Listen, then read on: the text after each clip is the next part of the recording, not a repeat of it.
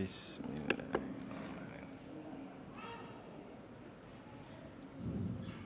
Bismillahirrahmanirrahim.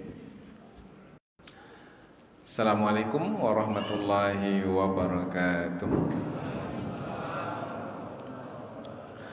Alhamdulillahirabbil alamin wa bihi nasta'in ala umurid dunya waddin nasta'inuhu wa nastaghfiruh wa na'udzu billahi min shururi anfusina wa min sayyiati a'malina faman yahdihillahu fala mudilla lahu wa man yudlil fala hadiya lahu. Ashhadu an la ilaha illallah wahdahu la syarika lah wa ashhadu anna Muhammadan abduhu wa rasuluhu la nabiyya ba'dah. Amma ba'd. Kita bersyukur kepada Allah Subhanahu wa taala yang masih melimpahkan rahmat dan nikmatnya.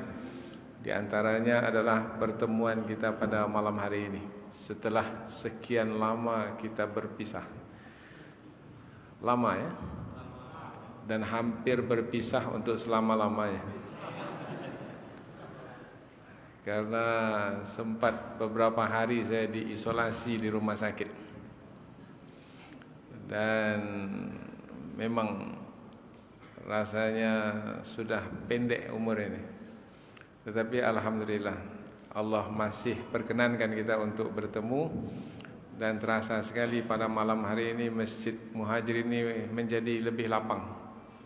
Karena memang sudah sampai terbuka ke belakang.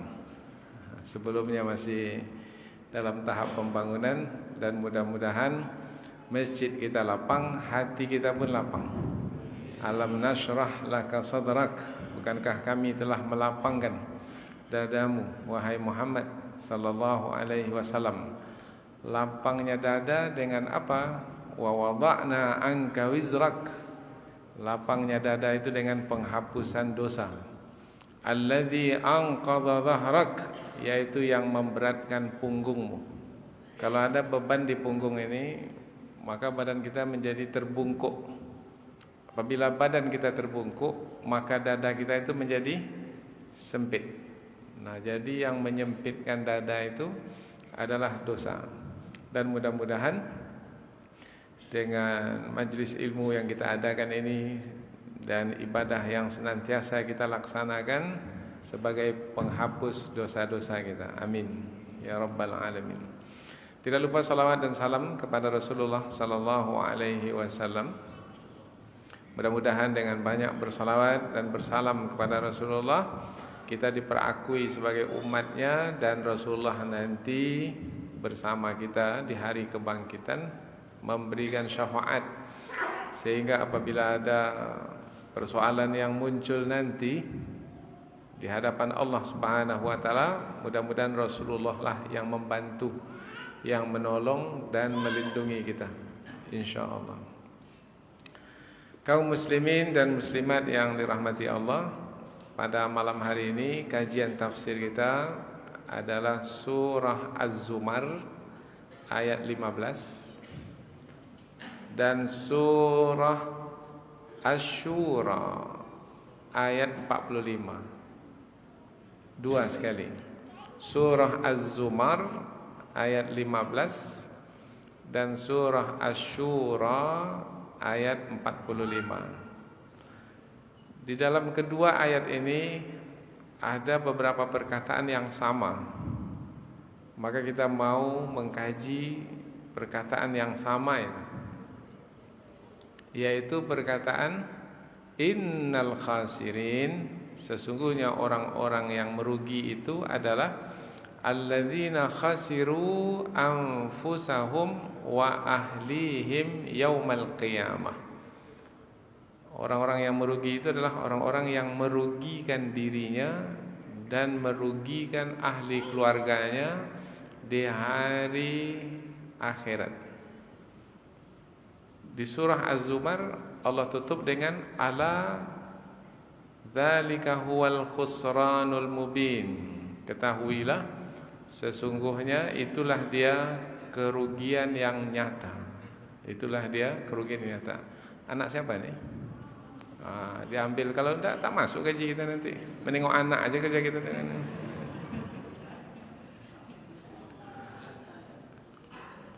Tak ada anak aja belum tentu masuk gaji ini lagi nih.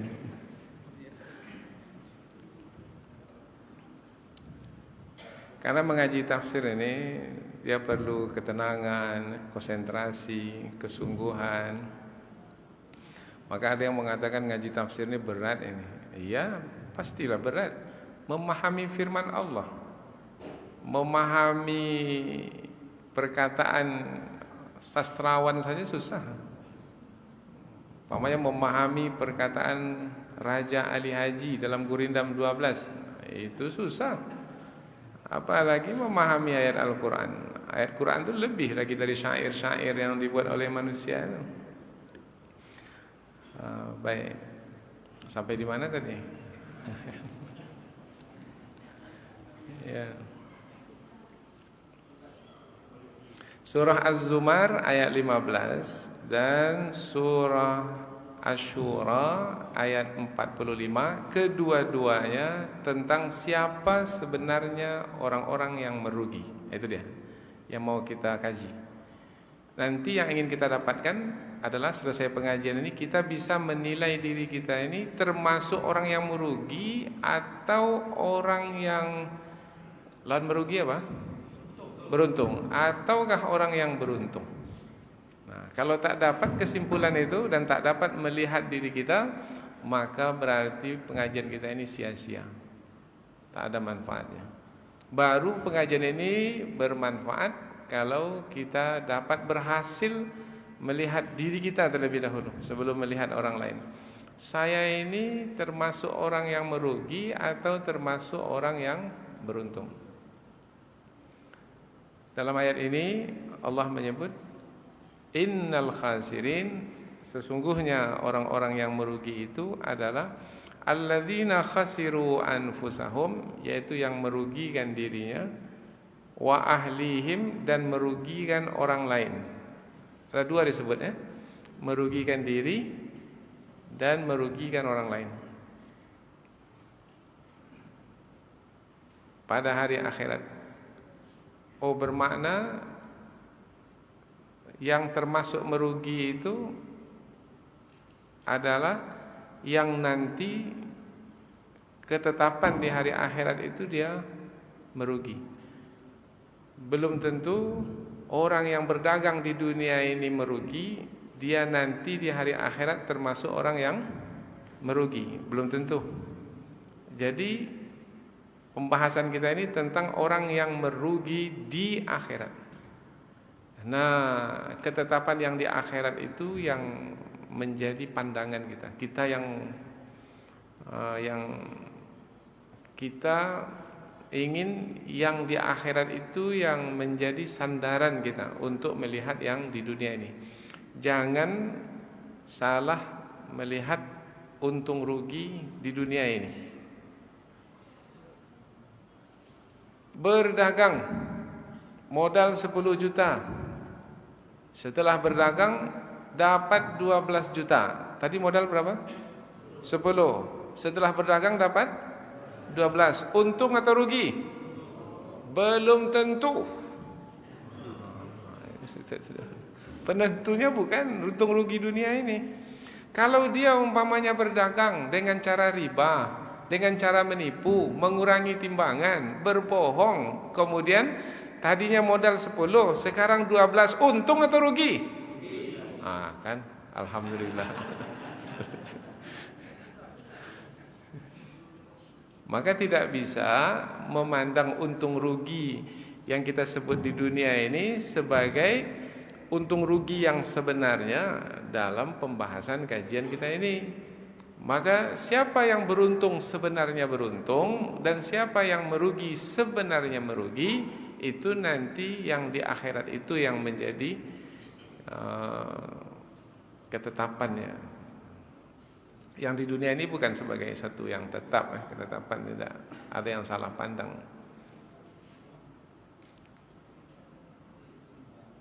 Modal 10 juta, setelah berdagang jadi 8 juta. Untung atau rugi? Tak berani jawab lagi. Rugi itu ketika kita belajar ekonomi sekuler tuh, yang matematis itu. Oh, itu kan susut modalnya. Susut modal berarti rugi. Belum tentu. Karena kita mengaji sekarang ini yang menjadi standar atau ukuran dalam menilai untung dan rugi itu bukan yang di dunia ini, tetapi yang di akhirat. Modal 10 juta, setelah berdagang rupanya setelah dihitung 10 juta juga. Untung atau rugi?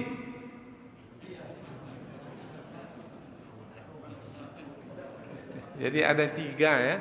Ada untung, ada rugi, ada balik modal, pulang modal. Nah, sekarang kita mau membahaskan tentang untung rugi yang bukan berkaitan dengan perdagangan. Yang selalu kita menyebut kata untung rugi itu dikaitkan dengan perdagangan. Ketika kita lahir itu kita punya modal. Allah beri kita modal.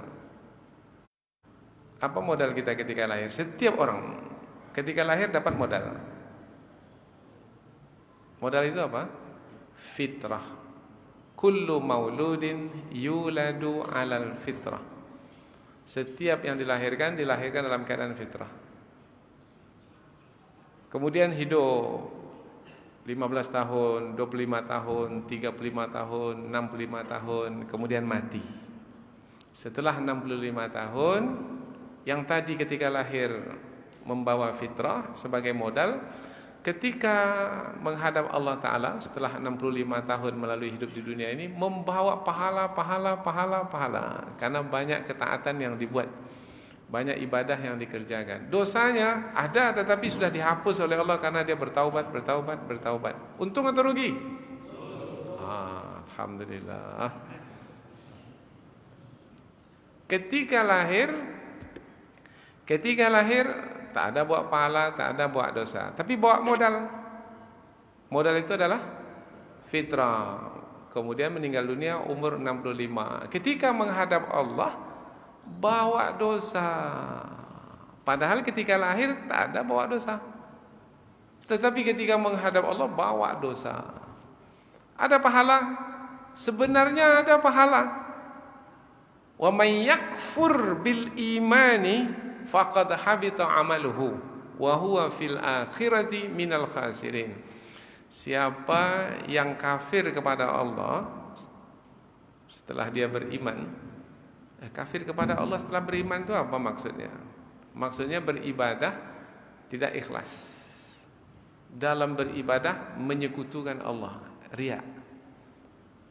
Umpamanya seperti saya mengajar ini ibadah, belajar ini ibadah, tapi tidak ikhlas, riya, ingin dipuji oleh manusia, ingin mendapatkan kepentingan dunia. Itu adalah syirik yang khafi, yang tersembunyi. Kalau perbuatan itu riya, tidak ikhlas, ada pahalanya? Tidak.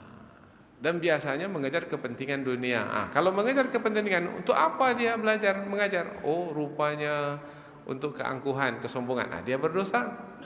Berarti apabila berdosa, dapat pahala atau dapat dosa? Kalau dia sombong, angkuh umpamanya, maka dia dapat dosa. Apabila dapat dosa, pahala tak dapat. Kemudian pahala yang ada, kalau menyekutukan Allah, pahala itu terhapus, habis, hilang. Maka ketika menghadap Allah di umur 65, tak ada bawa pahala, pahalanya terhapus. Ada pergi haji, terhapus.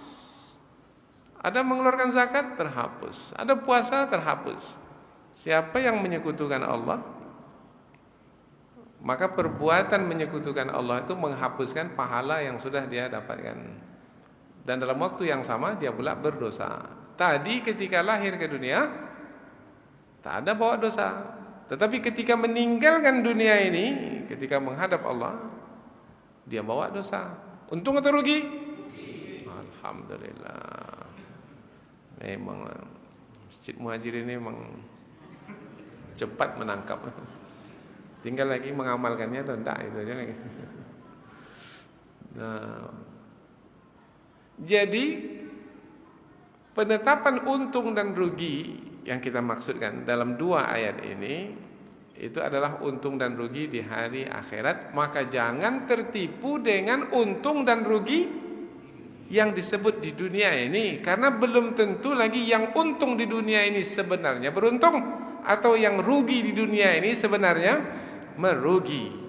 Belum tentu. Karena yang sebenarnya kehidupan, kalau kita mau menjadikan tujuan hidup itu adalah akhirat, maka yang sebenarnya kehidupan itu adalah kehidupan akhirat. Wa inna daral akhirah lahiyal hayawan law kanu ya'lamun. Sesungguhnya kampung akhirat itu, itulah dia kehidupan yang sebenarnya kehidupan kalau mereka mengetahui. Baik. Sampai di situ. Ini belum masuk ayat lagi ini. Sesungguhnya orang yang merugi itu adalah orang yang merugikan dirinya. Terbayang tadi modal? Apa modal kita masing-masing? Fitrah. Beruntung kalau dapat pahala dan terus bertambah pahala dan banyak pahala. Merugi kalau memiliki dosa dan bertambah dosa sampai mati dosa belum dihapus, merugi. Baik. Sesungguhnya orang yang merugi adalah orang yang merugikan dirinya. Ada pula kata merugikan diri. Apa makna merugikan diri? Sebenarnya kalau seseorang itu ketika meninggal dunia tidak ada bawa pahala, tak pula punya dosa. Karena baru saja dia bertaubat dan taubatnya diterima. Belum sempat lagi melakukan ketaatan yang baru, dia meninggal dunia. Maka keadaannya seperti ketika ia dilahirkan oleh ibunya. Tak ada pahala, tak ada dosa. Orang seperti ini untung atau rugi?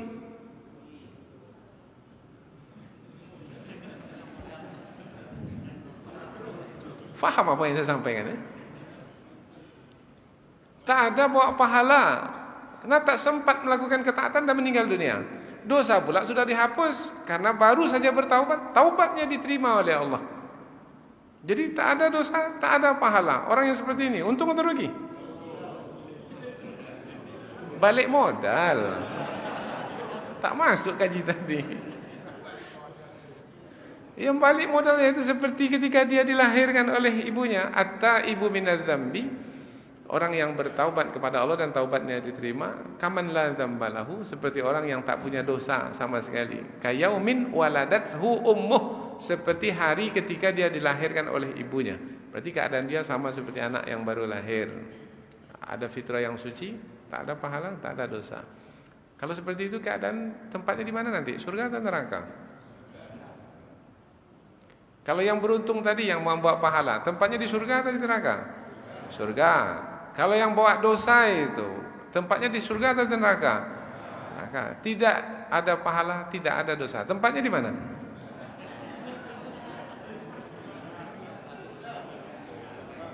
Ini pengajian akidah ini, ada dalam pembahasan akidah. Dalam pengajian tauhid ada. Di mana tempatnya? Tidak di surga, tidak di neraka. Namanya di Al-A'raf. Pernah dengar? Ada surah Al-A'raf. Surah Al-A'raf itu ada kisah Al-A'raf. Al-A'raf itu tempat yang tinggi.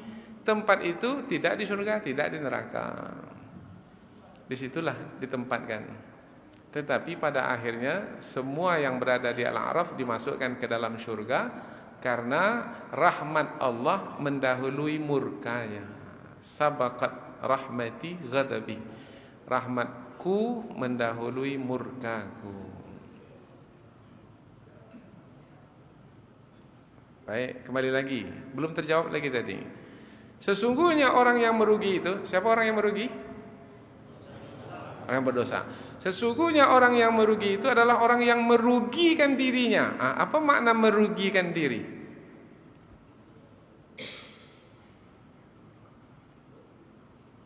Nanti satu lagi, orang yang merugikan ahli keluarganya. Jadi merugikan diri dan merugikan ahli keluarga. Merugikan diri semestinya dengan modal yang dia punya, yang kita sebut tadi, tidak ada pahala, tidak ada dosa, balik modal tuh, itu sudah melayakkannya untuk masuk surga, meskipun berada di Al-A'raf terlebih dahulu. Kalau seperti itu saja keadaannya, maka dia tidak merugikan dirinya, karena masih mempertahankan modal yang dia bawa semenjak lahir. Tetapi orang yang berdosa itu adalah orang yang merugikan dirinya, karena dengan berdosa itu maka dia akan dicampakkan ke dalam neraka. Disitulah dia merugikan dirinya. Ada peluang untuk masuk surga, tapi dia sia-siakan, kemudian dia rela untuk masuk ke dalam neraka. Na'udzubillah. Ini orang yang merugikan diri dan merugikan ahli keluarganya. Berarti kalau merugikan ahli keluarganya, apa maksudnya? Sebenarnya dia bisa menguntungkan dirinya dan menguntungkan ahli keluarganya. Contoh umpamanya ada seorang anak belajar dengan sungguh-sungguh berilmu menjadi ulama, atau anak ini menghafal Al-Quran. Beruntung atau rugi? Beruntung.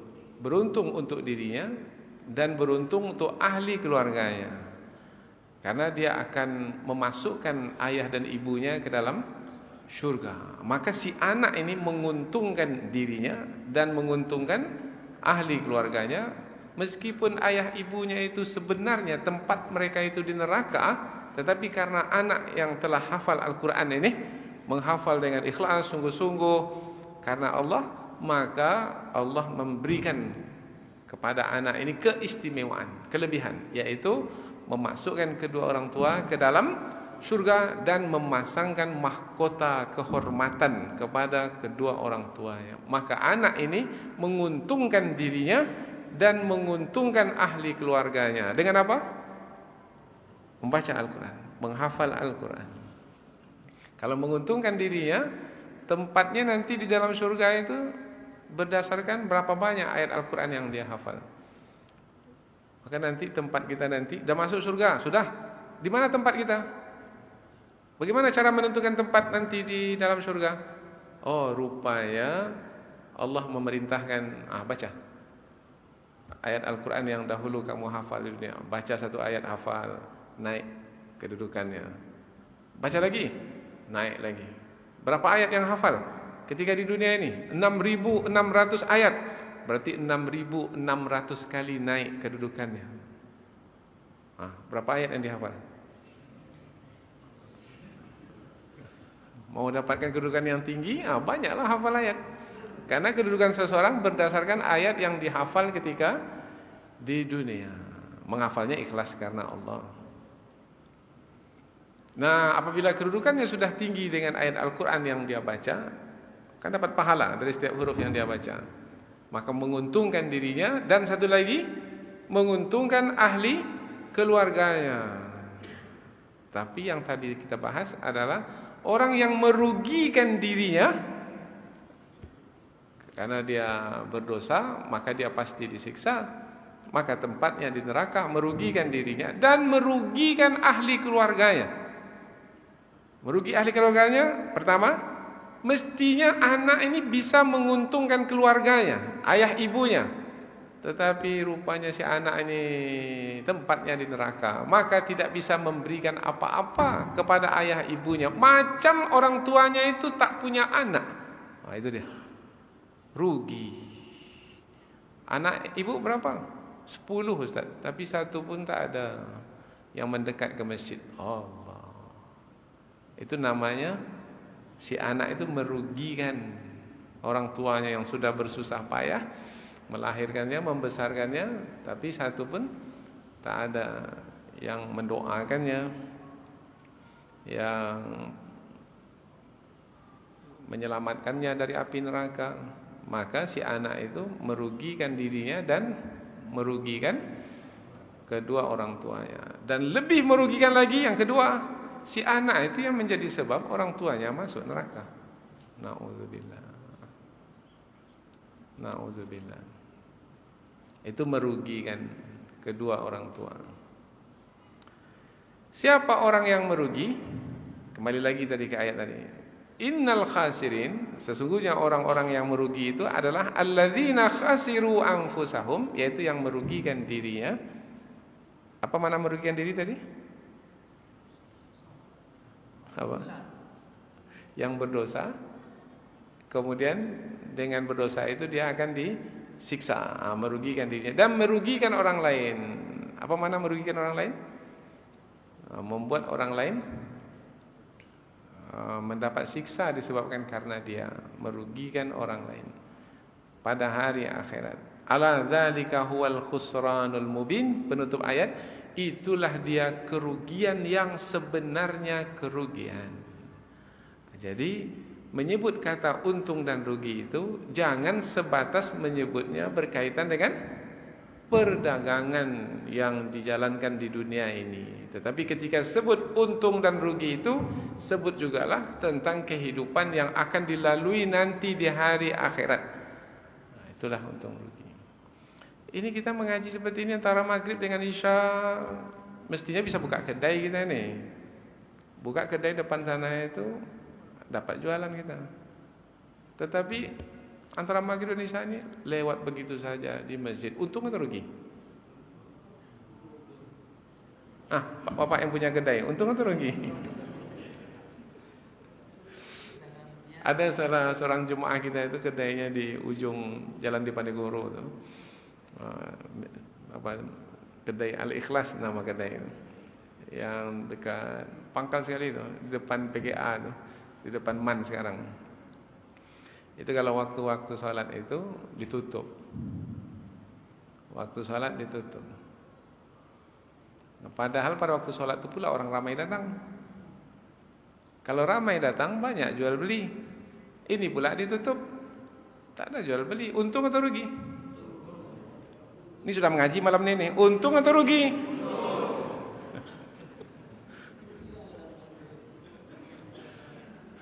Nah, maka menyebut untung dan rugi tidak bisa memahaminya seperti orang-orang yang sekuler, ya, yang tidak percaya kepada hari akhirat. Maka ketika kita menyebut untung dan rugi itu, kita memasangkannya ketika kita memandang akhirat itu terlebih dahulu, baru memandang dunia yang sedang kita jalani. Surah Ali Imran ayat 185. Kullu nafsin dha'iqatul maut. Setiap yang bernyawa pasti akan merasakan mati. Apa sambungan ayatnya? Wa innama tuwaffawna ujurakum yaumal qiyamah. Sesungguhnya akan disempurnakan balasan amalmu di hari akhirat. Karena hidup kita ini bukan berakhir dengan kematian, enggak. Memang setiap kita ini pasti akan mati, tapi kematian itu bukan ujung dari perjalanan hidup, bukan. Ada lagi perjalanan hidup berikutnya. Nanti dibangkitkan di hari akhirat. Faman zuhziha 'anil nar, siapa yang dijauhkan dari neraka, wa udkhilal jannah, dan dimasukkan ke surga, faqad faz, dia itulah yang beruntung. Jadi ketika disebut beruntung, siapa orang yang beruntung? Orang yang dijauhkan dari neraka dan dimasukkan ke surga. Siapa orang yang merugi? Orang yang ada peluang untuk masuk surga, tapi dia memilih untuk masuk neraka. Allah yang masukkan ke neraka atau manusia yang memilih masuk neraka? Manusia yang memilih. Kemudian berdasarkan pilihan manusia itu, Allah menegakkan keadilannya, yaitu memasukkannya ke neraka sebagai balasan. Kemudian ujung ayat itu peringatan, wa mal hayatud dunya illa mata'ul ghurur. Tidaklah kesenangan hidup dunia ini melainkan kesenangan hidup yang menipu. Banyak manusia pada hari ini tertipu. Seperti yang kita sebutkan tadi, modal 10 juta, kemudian berdagang, dapat 12 juta, untung atau rugi? Tak masuk gaji nampak.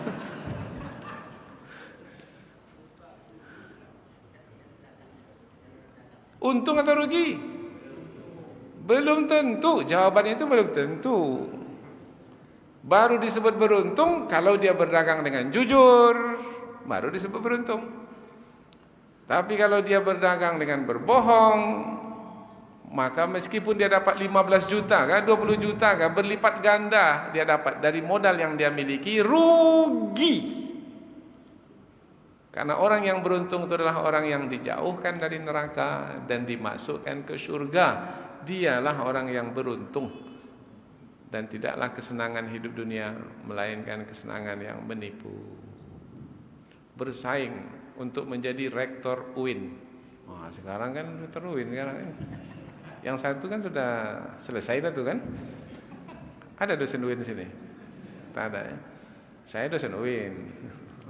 Pamannya mau naik jadi rektor, bersainglah 1, 2, 3. Tapi persaingannya itu antara satu dengan yang lain tidak fair, tidak adil, yaitu menggunakan jasa mediator. Mediator itu apa itu? Orang tengah. Orang tengah ni mau dia bantu, bawa ke menteri mau, bawa ke presiden pun dia mau.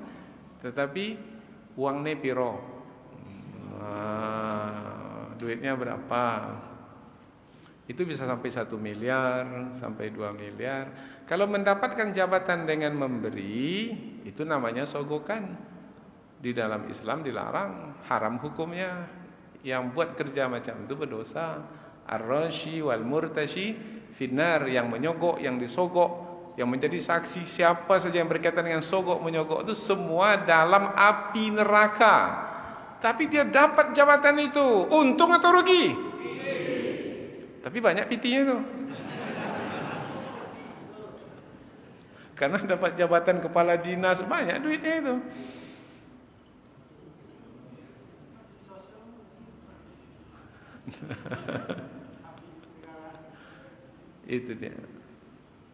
Itu dia pemajian kita ini.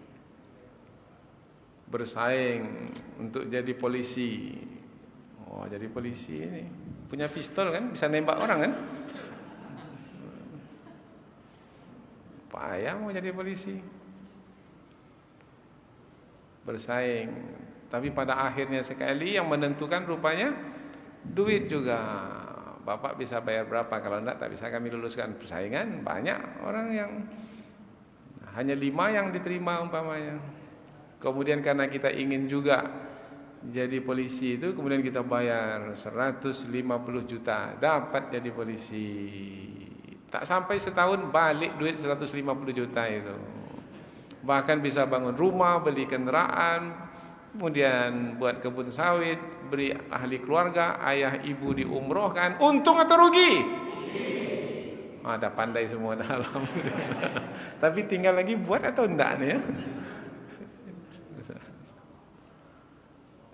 Orang yang seperti ini merugikan dirinya dan merugikan ahli keluarganya. Ahli keluarganya merasa dapat pahala karena pergi umrah.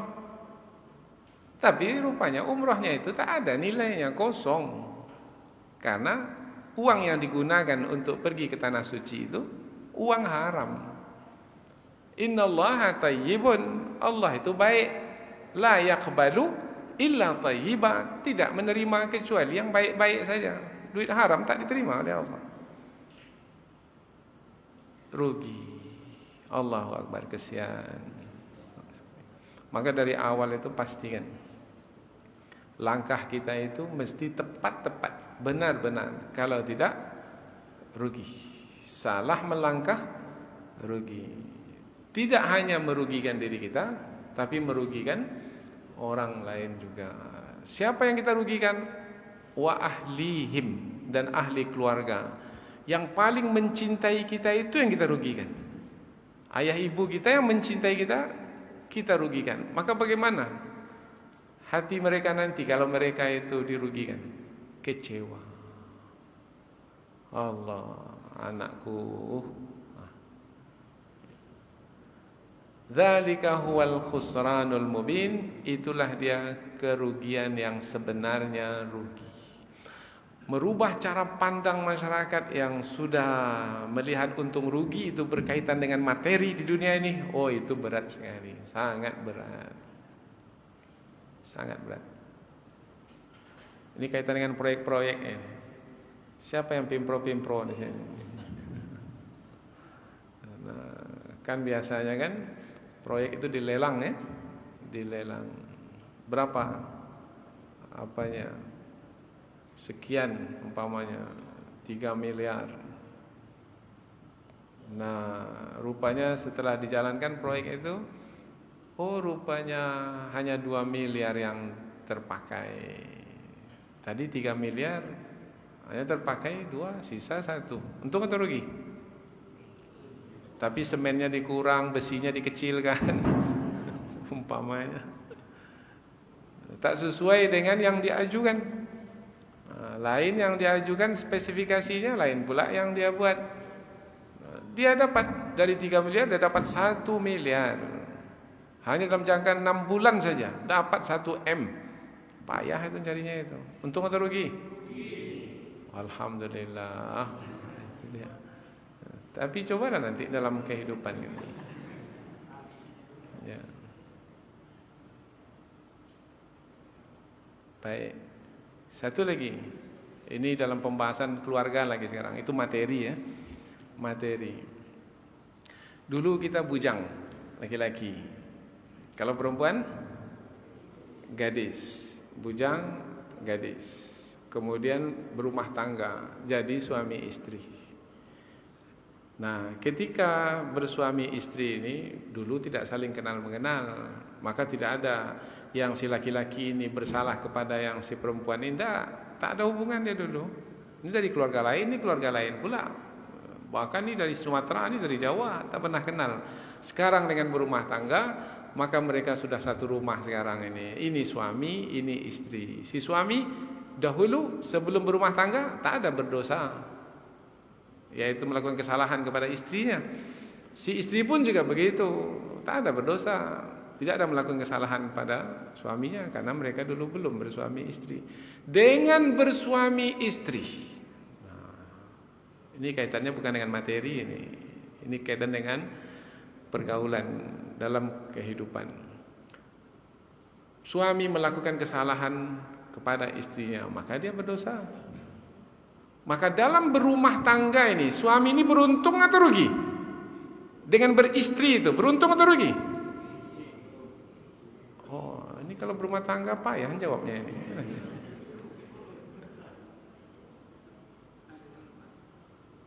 Ya. Hari ini berdosa pada istri, besok dia berdosa. Berapa tahun bersama dengan istrinya? 20 tahun. Banyak kesalahan yang dia lakukan. Berapa banyak dosa yang dia miliki berkaitan dengan kesalahannya terhadap istrinya. Suami yang seperti ini berumah tangga, untung atau rugi? Kan saya jawab itu, saya tanya aja. Nah, maka pastikan sekarang ini kita dalam berumah tangga itu sebenarnya beruntung atau rugi? Di mana letak untung rugi kita berumah tangga? Jangan difahami dulu tak ada anak, sekarang dapat anak umpamanya. Oh, dulu ketika belum berumah tangga, belum ada rumah, sewa saja. Sekarang sudah punya rumah sendiri. Bukan di situ letak untung rugi berumah tangga. Untung rugi berumah tangga itu ketika berumah tangga itu bertambah tidak pahala antara satu dengan yang lainnya. Dengan adanya istri itu bertambah pahala suami. Dengan adanya suami itu bertambah pahala istri. Dia bisa itu. Dengan bersuami istri kita saling menambah pahala. Kalau seperti itulah keadaan, maka beruntung. Orang yang bujang, orang yang gadis masih setengah agamanya. Tetapi kalau sudah berumah tangga, maka dia beragama penuh. Nah, dalam beragama penuh, dia saling bantu-membantu dalam ketaatan. Ta'awanu 'alal birri wat taqwa. Bantu-membantu dalam melakukan kebaikan dan ketakwaan. Maka masing-masing mendapat tambahan pahala. Suami membawa istrinya, membimbing istrinya, mendidik istrinya, istri menghormati suaminya, taat dan patuh pada suaminya, menjaga harta benda dan marwah suaminya. Masing-masing ini mendapatkan pahala. Berumah tangga 30 tahun, 40 tahun seperti ini. Ini adalah rumah tangga yang menguntungkan, menguntungkan suami dan menguntungkan istri. Kita tanya diri kita sekarang ini, sudah berapa umur kita sekarang nih? Sudah berapa umur? Sekian lah, sekian. Sudah sampai ke tahap sekarang ini, maka kita bisa menilai yang sudah kita lalui. Kita sekarang ini, kalau ditutup buku lah kira-kira sekarang nih, untung atau rugi? Tak bisa jawab ya? Dalam berumah tangga, di tengah masyarakat. Karena amal-amal yang kita kerjakan itu, kalau amal-amal itu amal saleh, pahala, itulah dia untung. Tapi kalau yang kita buat maksiat, kejahatan, penipuan, kebohongan, maka itu adalah dosa dan itu adalah kerugian. Apabila kita lihat ayat ini, yang dua ini, kita perhatikan. Orang beriman di surah Asy-Syura dikatakan waqala alladzina amanu, dan berkatalah orang-orang beriman. Jadi orang beriman nanti di hari akhirat akan berkata, innal khasirin, ini dari mulut orang-orang beriman akan keluar, sesungguhnya orang-orang yang merugi itu alladzina khasiru anfusahum, yaitu orang-orang yang merugikan diri sendiri, wa ahlihim, dan merugikan orang lain, yaumal qiyamah, pada hari kiamat, ala innadz zalimina fi adzabim muqim, sesungguhnya orang yang zalim itu akan berada dalam azab yang abadi. Dahulu di dunia melakukan kejahatan tak lama, hanya 30 tahun saja, 40 tahun. Kalau diberi jabatan dua periode aja. Tetapi siksaan yang akan diterima selama-lamanya, fi azabim muqim. Maka Allah menyebut mereka ini innadz zalimin, sesungguhnya orang-orang yang zalim, orang yang menganiaya. Orang yang zalim itu orang yang menganiaya siapa? Menganiaya orang lain? Tidak. Orang yang zalim itu sebenarnya orang yang menganiaya dirinya sendiri. Tapi pembahasan kita ini bukan tentang menganiaya. Pembahasan kita ini tentang merugi. Nah, sampailah ke sholat isya. Sampai selesai ya? Alhamdulillah. Sambung lagi nanti atau tidak? Kalau sambung nanti rugi atau untung? Belum tentu. Karena ada lagi yang menjadi penentu untung dan rugi. Bukan bertambah panjang pengajian, beruntung belum tentu. InsyaAllah kita akan coba sambung selepas salat isya nanti. Paling tidak kita akan buka tanya jawab. Siapa yang ingin bertanya silahkan. Assalamualaikum warahmatullahi wabarakatuh.